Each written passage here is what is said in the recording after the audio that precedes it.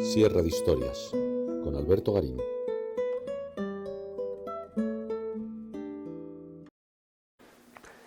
En la bajada al Pozo Amargo, una calle del centro histórico de Toledo, se encontraron una serie de tablas con representaciones iconográficas de finales del siglo XIII, que posiblemente nos están contando una cantidad importante de rasgos vinculados a la vida cotidiana en la corte de Sancho IV y de su esposa, la reina María de Molina.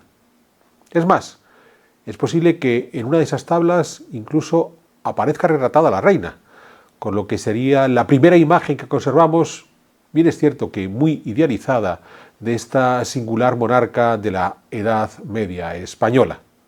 Entender las tablas de la bajada del Pozo Amargo es poder abrir un foco interesantísimo en esa vida cotidiana de los reyes de Castilla de finales del siglo XIII.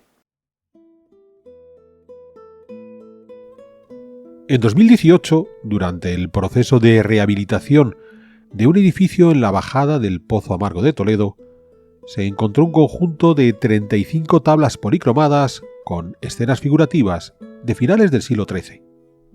Estas tablas se habían conservado porque en algún momento fueron reutilizadas como base de un forjado de la casa. Es decir, habían sido arrancadas y reempleadas con esa nueva función de cimbra, de modo que no tenemos la totalidad de las escenas que en su día representaron, aunque sí contamos con suficientes imágenes para entender la historia que querían contarnos. Estas tablas han sido expuestas, una vez restauradas, en el Museo Arqueológico Nacional de Madrid entre febrero y mayo de 2026, que es donde hemos tomado las imágenes que acompañan este vídeo. La bajada del Pozo Amargo es una de las calles que conforman el llamado Barrio de los Canónigos de Toledo, un barrio situado al sur de la catedral en la fuerte pendiente que desciende hacia el Tajo. Ese término de Barrio de los Canónigos ha sido forjado por los historiadores que han analizado este sector de Toledo. No fue empleado durante la Edad Media, pero sí corresponde a una realidad histórica. En esta parte de la ciudad se instalaron buena parte de los canónigos de la catedral durante varios siglos, desde la recuperación de la diócesis toledana en el siglo XII hasta bien entrada la Edad Moderna. Por supuesto, ubicado en pleno centro histórico de Toledo, el barrio de los canónigos ya había sido habitado desde mucho tiempo antes de la Reconquista, de modo que a partir del siglo XII lo que se produjo fue una renovación total del sector, algo que han podido evidenciar los estudios arqueológicos realizados en numerosas casas del barrio, en donde ha sido posible hallar las estructuras islámicas previas a esa renovación realizada a partir del siglo XII. Por su ubicación cercana a la catedral y por el hecho de que el barrio fue empleado no solo por canónigos, sino también por letrados o por mercaderes, algunos incluso foráneos, estas casas renovadas tuvieron unos acabados de alta calidad, lo que se evidencia en los restos decorativos conservados, en yeserías, forrados de madera o vigas pintadas. De modo que las 35 tablas exhibidas en el Museo Arqueológico no son algo excepcional en la historia del barrio de los canónigos, sino la forma habitual de decorar las casas de este barrio, si bien la excepcionalidad es que hemos logrado conservar estas tablas hasta la actualidad. Las tablas contienen 3 grupos de escenas. Por un lado, una serie de tablas dedicadas a una biblioteca donde se hace referencia a la filosofía y otras disciplinas académicas. Por otro lado, una recepción real, donde los monarcas reciben a sus cortesanos. Finalmente, una serie de escenas de guerra y caza. Según los estudiosos, la fecha de elaboración de estas tablas sería a finales del siglo XIII o comienzos del siglo XIV. Por un lado, son figuras que se asemejan a las empleadas en las miniaturas de las cantigas de Alfonso X, elaboradas entre 1270 y 1284. Por otro lado, los elementos cronológicos que hay en las propias tablas para establecer esta datación son los siguientes. En la parte de la biblioteca aparece el nombre de Jofré de Loaísa, arcediano de Toledo hasta su muerte en 1308. También en la parte de la biblioteca aparece parte de un escudo heráldico que pudo pertenecer a Gonzalo García Gudiel, arzobispo de Toledo entre 1280 y 1298. En la parte de la guerra distinguimos otros dos escudos. Uno de ellos puede ser el del Reino de León, pero resulta más interesante la imagen del águila explayada blanca sobre gules, que era el emblema de los Aguilera, siendo el personaje más destacado de este linaje Martín Gil de Aguilera, despensero mayor de Sancho IV, al menos entre 1291 y 1294. Si las pinturas se hubieran hecho en los tiempos que estos tres personajes hubieran podido coincidir en la corte, estaríamos hablando de ese periodo de Aguilera como despensero, entre 1291 y 1294 o muy poco después. Por tanto, en tiempos del rey Sancho IV, nacido en 1258 y rey desde 1284. Sancho IV era hijo de Alfonso X el Sabio, nacido en 1221 y rey desde 1252 hasta 1284. A su vez, Sancho IV fue padre de Fernando IV, nacido en 1285 y rey desde 1295. Teniendo en cuenta estos datos sobre los monarcas, si nos paramos a ver otra de las imágenes, podemos afinar la cronología de las tablas. Hay una escena donde el rey y la reina reciben a la corte. El rey es un hombre relativamente joven, la reina una dama joven. Si pensamos en los monarcas de esos finales del siglo XIII y comienzos del XIV, no pueden ser Alfonso X y su esposa, Violante de Aragón, pues de haber sido representados tendrían un aspecto mucho mayor. Tampoco podría ser Fernando IV, que era un niño y aún faltaban algunos años para que contrajese matrimonio. Sin embargo, por la edad de los representados, sí podrían ser Sancho IV, que para esas fechas de 1291 tendría 33 años, y su esposa, María de Molina, quien por entonces tendría 27 años. Por supuesto que las pinturas pueden haber sido elaboradas entre 1291 y 1294, no significa que estén contando sucesos de ese momento. Podrían ser eventos previos, e incluso las pinturas podrían haberse realizado poco después de esas fechas, pero aún así, los monarcas que mejor encajarían seguirían siendo Sancho IV y María de Molina. A María de Molina ya le hemos dedicado una sierra de historias previa, narrando sus orígenes, lo poco que sabemos de su infancia y cómo enamoró a Sancho IV siendo una adolescente. Con los años, muerto su marido, María de Molina llegó a ser regente en nombre de su hijo Fernando IV e incluso, tiempo después, de su nieto Alfonso XI.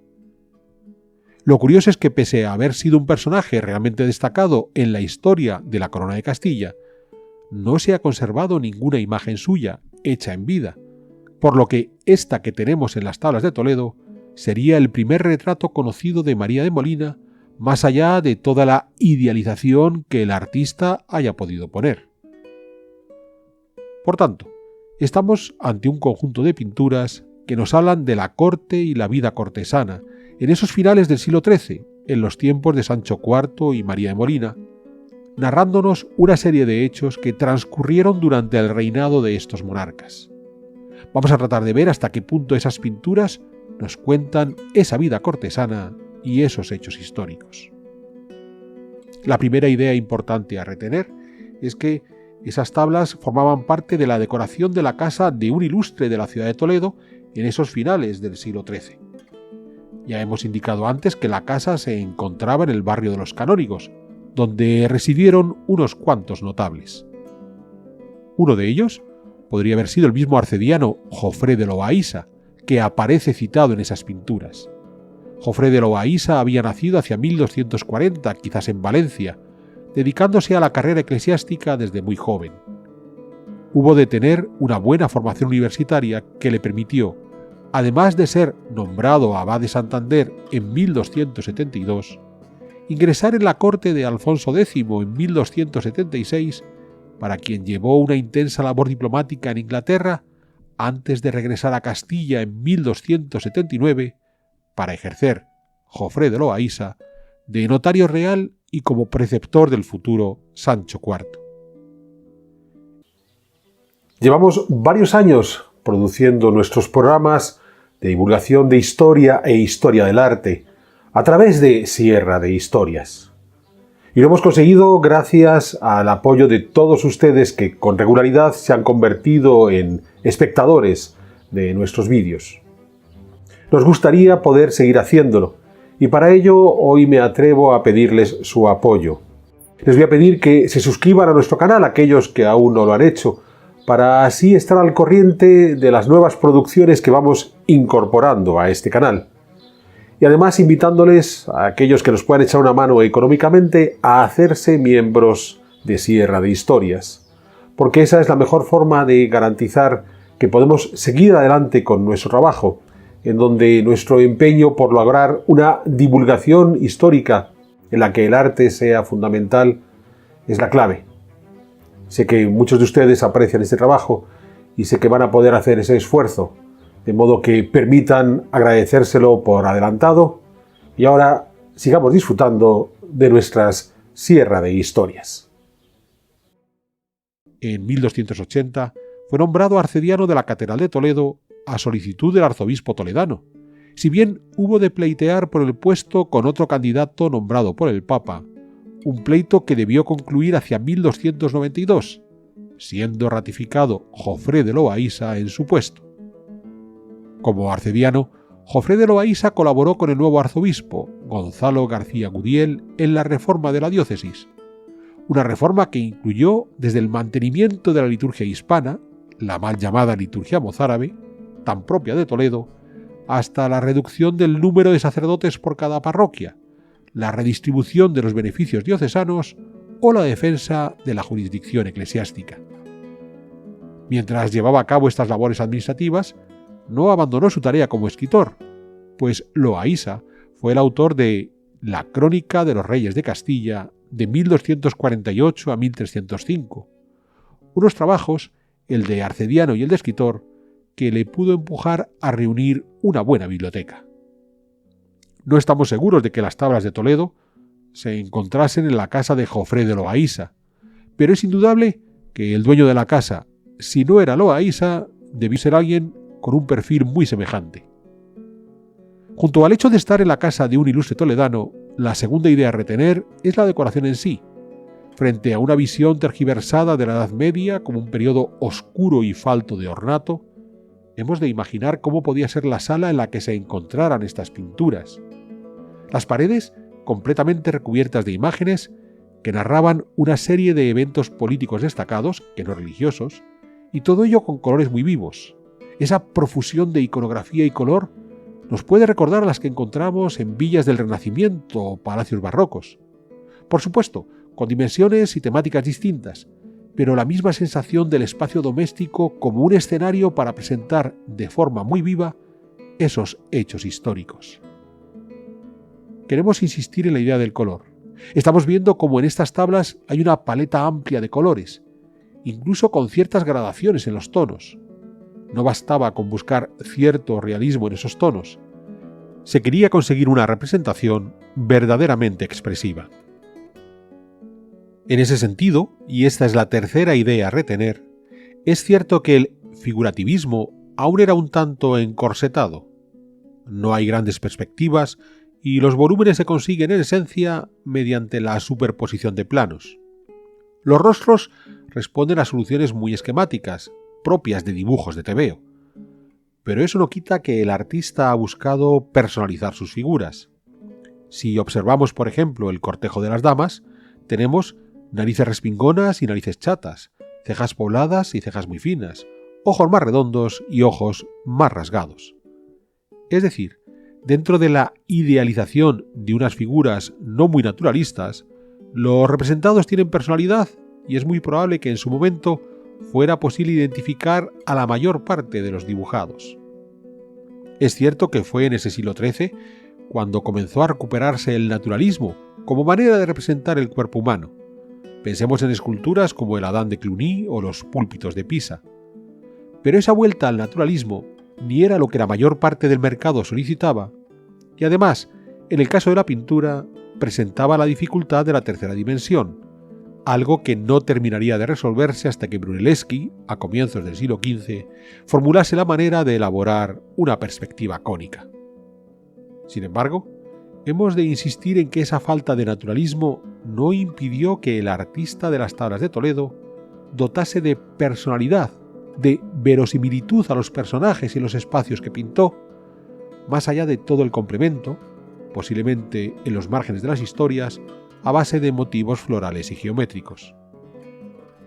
Teniendo claro estos valores estéticos y de prestigio, entremos a analizar las historias que nos cuentan las tablas, siguiendo la clasificación que se mostraba en el propio Museo Arqueológico Nacional, que ya hemos mencionado antes, donde distinguieron las pinturas de la sabiduría, de las de la corte y de las de la guerra. En el terreno de la sabiduría, en esencia, lo que encontramos es una singular biblioteca.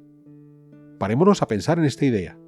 Frente a ese empeño de que el mundo erudito reflejado en la acumulación de libros es algo propio de un supuesto humanismo renacentista, aquí tenemos el ejemplo del dueño de una casa que quiso decorar una de sus salas con esa réplica de una biblioteca donde entre los libros se colocan representaciones de los saberes. Las libreras podían estar hechas de madera, organizadas en alacenas rematadas por arcos apuntados o trilobulados. Sobre estas estructuras de separación de los estantes, los nombres de las disciplinas, entre los que hemos podido leer astronomía o aritmética. Luego, en cuadros entre los estantes, motivos simbólicos, como esa figura femenina que nos muestra a la filosofía amamantando a Aristóteles y a Platón. Estamos en el siglo XIII. Santo Tomás de Aquino ya ha devuelto a Aristóteles a las aulas universitarias, abriéndose paso frente al platonismo agustinista. Pero en esta casa de Toledo, los dos filósofos clásicos tienen cabida. Pensemos en ello. Siglo XIII y un rico hombre toledano concede igual valor a los dos grandes de la filosofía griega. De nuevo, no hubo que esperar a ese supuesto humanismo renacentista para mirar al mundo clásico. Otros elementos que decoran las libreras son una serie de inscripciones dedicadas a Jofré de Loaísa, que o bien cantan las glorias de este autor, o bien es que sencillamente estamos en su casa. Así como algunos motivos heráldicos, como ese escudo de palos de gules y plata con armiño, que pudo ser el del arzobispo Gonzalo García Gudiel, también conocido como Gonzalo Pétrez. García Gudiel nació en Toledo hacia 1238 en el seno de una familia de rancio abolengo que se reclamaban toledanos desde antes de la Reconquista, lo que ha llevado a los historiadores a calificar a Gudiel como el primer arzobispo mozárabe, un término un tanto atrevido si consideramos que él ya formaba parte de la cuarta o quinta generación posterior a esa Reconquista efectuada en 1085. García Gudiel estudió en París entre 1252 y 1258, donde tuvo como compañero a Tomás de Aquino. Más tarde, García Gudiel inició su carrera eclesiástica, primero como arcediano de Moya, además de deán de Toledo, cargos que ostentó mientras residía en Italia, en donde vivió entre 1259 y 1265. A su vuelta a España, García Gudiel entró al servicio de Alfonso X, que le fue promocionando, primero como arcediano de Toledo en 1269. En 1273 fue nombrado obispo de Cuenca, sede que dejaría por la de Burgos en 1275 hasta convertirse en arzobispo de Toledo en 1280, además de notario y canciller del rey. Durante el conflicto entre Alfonso X y su hijo Sancho IV entre 1282 y 1284, García Gudiel se encontró la mayor parte del tiempo en Roma, por lo que no tuvo que tomar partido, si bien parece que fue más cercano al infante Sancho, junto al que regresó cuando éste ya se convirtió en rey en 1284. Una cercanía que llegaría a su culmen en 1290, cuando Sancho IV nombró a García Gudiel canciller de Castilla, León y Andalucía, convirtiéndole en el hombre más poderoso del reino solo por detrás de los monarcas. Su nuevo cargo le permitió sanear sus finanzas y las de su diócesis, hasta el punto de que pudo poner en marcha los Estudios Generales de Alcalá de Henares en 1293, una iniciativa educativa que no había de durar muchos años. Muerto Sancho IV en 1295, García Gudiel perdió su posición de poder y se marchó a Roma, donde logró ser nombrado cardenal en 1298 y donde moriría en 1299. Si la Casa de las Tablas hubiera sido la de Jofré de Loaísa, no habría de sorprendernos la presencia del escudo de García de Gudiel, puesto que Loaísa trabajaba para él después de haber compartido algunos años como notarios reales ambos, junto a su mutua pasión por los saberes. Pero regresemos a esas tablas. Hemos hablado de la decoración de las libreras. Si observamos ahora los estantes, vemos que en ellos tenemos una serie de libros. Podemos identificar uno dedicado a la física. Los otros son más dudosos. Hay una referencia a las armas de Fromista. Otro tiene la cubierta decorada con flores de lis. Quizás sean tratados de heráldica.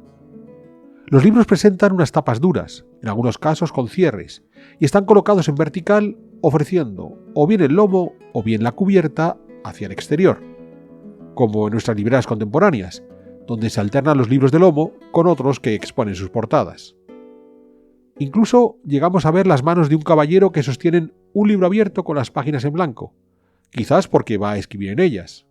Posiblemente este escritor se encuentra sentado en un escaño integrado en la propia librera. Recordemos que Jofré de Loaísa, posible propietario de esta vivienda de las tablas, también era escritor. Si saltamos en el tiempo y teniendo en cuenta que hablamos de dimensiones diferentes, pensemos en la biblioteca del Escorial. Está conformada por unas libreras con una articulación muy recargada, con numerosos estantes llenos de libros, estantes entre los cuales se colocaban determinados elementos de ornato, incluidos cuadros. Es decir, una solución muy similar, siempre entendiendo la diferencia de las dimensiones, a lo que vemos en estas tablas de Toledo. De modo que cuando se concebía una biblioteca renacentista como la del Escorial, es posible que los acabados hubieran de ajustarse a las modas artísticas del momento, pero la forma de entender la biblioteca per se, las libreras, cómo ordenar los libros, qué otros objetos honraban el lugar, y hasta el pupitre del lector o el escritor, se estaban replicando a las soluciones medievales que se debían haber puesto en marcha desde que se consolidaron los libros en papel en el siglo XI para la península ibérica. Si ahora pasamos a la serie de tablas dedicadas a la corte, tenemos dos grupos de tablas que pueden pertenecer a una misma escena o a dos diferentes. En ambos casos tenemos un cortejo de personas que se dirigen a saludar a los monarcas. El primero es muy evidente. Dentro de un espacio interior definido por una serie de arquerías que bien podrían ser de la nave de una iglesia, encontramos una pareja real que, por la cronología de las tablas, nos hemos atrevido a identificar como el rey Sancho IV y la reina María de Molina, quienes encabezan a un numeroso grupo de damas, al menos 26. El rey es un hombre joven, de cabello y barba pelirrojos, y que quizás lleve un pequeño bigote. Es cierto que la mayor parte de los reyes de esta época suelen estar representados de esta manera, por lo que no tiene por qué ser una imagen fidedigna de Sancho IV, aunque coincide con la imagen que tenemos de Sancho IV en el Compendio de Crónicas de Reyes hasta Alfonso XI Niño, que pudo ser elaborado hacia 1320, unos 25 años después de la muerte de Sancho IV. Es decir, que el rey Sancho sí pudo tener la imagen que vemos en el compendio y que se asemeja a la de las tablas de Toledo.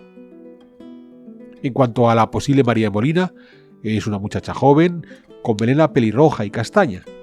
Lleva una corona y al cuello un medallón que sujeta con su mano. De nuevo, podemos estar ante una imagen estereotipada de la reina que no tenga por qué ser un fiel retrato de Doña María. Detrás de la reina viene un primer grupo de damas con toca baja y barboquejo, que llevan capas sobre sus vestidos. Después viene un segundo grupo de damas con redecillas para el cabello y, por tanto, con ese cabello más suelto y vestidos sin capas. En principio, las damas con toca serían las casadas y las que llevan redecilla, las solteras. Las manos que vemos de todos los personajes van sin guantes, un detalle a retener por lo que vamos a observar en el segundo grupo de tablas de tema cortesano. Este segundo grupo parece encontrarse en el exterior, por el detalle de una puerta de muralla con sus saeteras que vemos en un extremo de una de las tablas. En este segundo grupo, la figura en primer plano es otro rey, con su corona en la cabeza, el pelo más oscuro, la barba y el bigote rizados y completos. Viste un brial rojo con el cuello bordado y lleva una mano enguantada y la otra descubierta, al parecer por ir a saludar al otro monarca. Junto a este nuevo rey, un grupo de 7 hombres, de los cuales 2 religiosos con hábito y tonsura, y uno de los 2 con cogulla para taparse la cabeza, mientras los otros 5 personajes visten briales más modestos que los del rey y se cubren con cofias. Varios de estos personajes, como el rey, llevan una mano enguantada y la otra descubierta, lo que incide en esa idea de que están esperando para saludar a otro monarca. Por delante de este grupo de hombres hay otro de mujeres, todas con cofia y vestidos largos, y una de ellas con una mano enguantada y otra descubierta. La separación entre estos dos grupos de hombres y mujeres bien marca la segregación de sexos, al menos en la alta sociedad de esta época. Aún hay otras 2 tablas donde ya no aparecen los rostros de los personajes. En una de esas tablas vemos 7 figuras, donde podemos apreciar sus vestiduras, briales todos, y además la figura central cubierta por una capa de armiño. La mayor parte de esas figuras van con una mano enguantada y la otra descubierta. No podemos saber si estamos ante un grupo de hombres o ante un grupo de mujeres. Eso sí, que la figura central lleve una capa de armiño parece hablarnos de otra figura real, quizás la reina pareja del rey que viene con los religiosos. Finalmente, hay otra tabla donde solo se ve la parte inferior de 5 figuras que visten largos mantos y están sentados, con la figura central ocupando un trono más sobresaliente. Podemos preguntarnos qué estamos viendo aquí. Una idea inicial es que no tienen por qué corresponder todas las tablas a la misma escena. Podría ser un relato en diferentes capítulos. Con todo, si retenemos la poca información que nos queda, en la tabla del rey joven y la reina más joven aún, acompañados de un cortejo de damas, quizás estemos en el momento de la coronación de Sancho IV y María de Molina, el 30 de abril de 1284, en la Catedral de Toledo. Recordemos que están en el interior de un templo. En esa coronación no está documentada la presencia de ningún rey, por lo que la escena en la que aparece el otro monarca con un grupo de caballeros y damas podría corresponder a otro evento histórico. Quizás la firma del Tratado de Monteagudo en noviembre de 1291 entre Sancho IV de Castilla y Jaime II de Aragón. Un tratado que favoreció la posterior toma de Tarifa en 1292, la conquista más importante del reinado de Sancho IV. Aquí hemos de entender que una de las personas que favorecieron este acuerdo con Aragón fue Martín Gil de Aguilera, cuyo emblema heráldico sabemos que aparece en otra de las tablas que vamos a ver a continuación. Porque el último conjunto de tablas son las referidas a la guerra. Aquí tenemos 2 nuevos grupos de tablas. Por un lado, aquellas que parecen narrar una escena de caza en la que se distinguen 2 caballeros que parecen acosar a un ciervo que se aprecia por su cornamenta. Mucho más interesante son todas las otras tablas que están narrando un hecho de armas, más allá de que no podamos tener una visión de conjunto. Aquí encontramos a numerosos caballeros y que bien marchan o bien ya han entrado en sangriento combate. Van ataviados con yelmos y cotas de malla, y armados con espadas, lanzas o alabardas, un arma que comenzó a emplearse en el siglo XIII. Lo más significativo son los escudos que ya hemos mencionado antes, el del león rampante, que puede hacer referencia al reino de León, y sobre todo el águila explayada de los Aguilera, que hemos vinculado con Martín Gil de Aguilera. Una vez más, si estas tablas están hablando del reinado de Sancho IV de Castilla, su hecho de armas más significativo fue la toma de Tarife a los meriníes, que es lo que podrían estar narrando estas escenas de guerra. Es más, incluso tenemos un estandarte con 2 estrellas de David, que nos puede llevar a preguntarnos si entre los que contribuyeron económicamente a esa campaña de Tarifa pudo estar el almojarife o tesorero del rey, Abraham el Barchilón, Abraham de Barcelona, afincado en Toledo, y que más allá de que su condición de judío pudiera ser conocida, nunca lo ocultó, pues incluso firmó en hebreo en los documentos oficiales. Llegados a este punto, ¿qué estamos viendo en este rompecabezas al que le faltan demasiadas piezas? De partida, una serie de escenas que decoraron una casa de finales del siglo XIII, que fueron desmontadas unos cuantos siglos después y reaprovechadas en un forjado, cuando posiblemente los dueños de esa casa posterior habían perdido memoria de lo que esas escenas contaban. Unas escenas que nos muestran una vivienda noble en donde en la decoración importa el color, la luz, la historia y el mundo clásico, y que fue aprovechada para hacernos una interesante revisión del Toledo de finales del siglo XIII. Para comenzar, una referencia a los saberes asociados al arcediano Jofré de Lobaísa y su superior, el arzobispo Gonzalo García Gudiel, como base del conocimiento, unos conocimientos claramente vinculados con los saberes del mundo antiguo clásico. A partir de ahí, el desarrollo de los eventos más destacados de los tiempos de Sancho IV, su coronación, su acuerdo con Jaime II de Aragón, la toma de Tarifa, en donde se aprovecha para hacer guiños a otros ilustres residentes en Toledo, como el despensero Martín Gil de Aguilera o el tesorero Abraham el Barchilón. Podríamos seguir ahondando en los muchos detalles que hay en estas tablas. Hemos hecho referencia a la forma de construir y organizar una librera, menos a las vestiduras y casi nada a las armas o los arreos de los caballos. Pero todos estos detalles están ahí para quien quiera ratificar ciertos aspectos de la vida cotidiana medieval.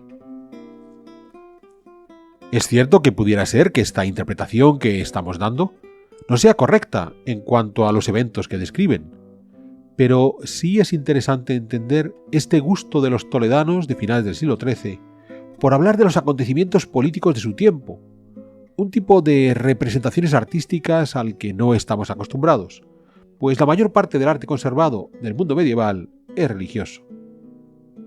Sin duda, este es el principal aporte de estas tablas de Toledo. Recordarnos que el arte de finales del XIII era más rico, más colorido y de temática más amplia que lo que solemos estar habituados. Si además tenemos aquí el único retrato conocido de María de Molina, pues un valor añadido a esas tablas. Por supuesto, una María de Molina en su primera etapa política como reina consorte. Tenía aún mucha más historia por delante, cuando hubo de ejercer como regente de su hijo Fernando IV y su nieto Alfonso XI. Pero eso ya es tema para otra sierra de historias.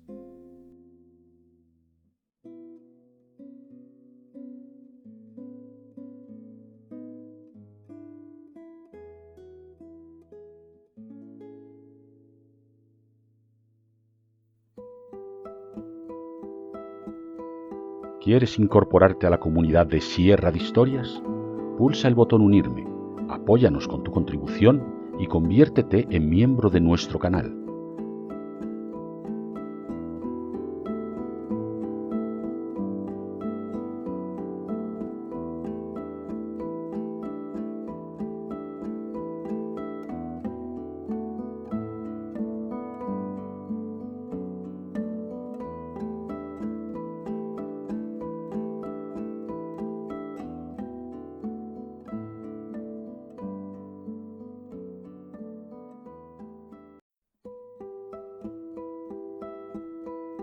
¿Quieres incorporarte a la comunidad de Sierra de Historias? Pulsa el botón Unirme, apóyanos con tu contribución y conviértete en miembro de nuestro canal.